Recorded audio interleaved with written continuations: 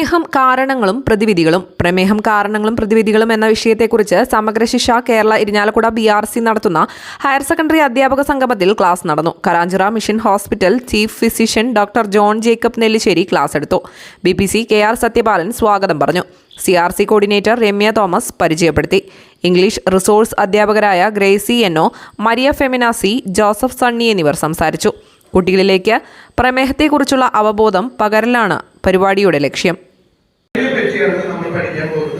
Type 2 പറ്റി ഞാൻ രണ്ട് കാര്യങ്ങൾ മാത്രം പറയും.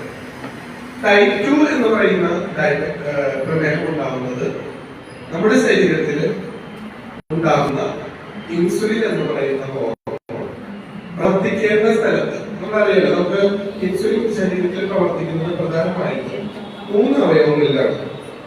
ഒന്ന് ലിവർ, 2 മസിൽ, അതുപോലെ തന്നെ വളരെ പ്രധാന മൂന്നാമത്തെയാണ് പാൻക്രിയാസ് എന്ന് പറയുന്നത്. ഈ മൂന്ന് അവയവങ്ങളിലാണ് കൂടുതലും ഈ പറഞ്ഞ ഇൻസുലിൻ എന്ന് പറയുന്ന ഹോർമോൺ പ്രവർത്തിക്കുന്നത്.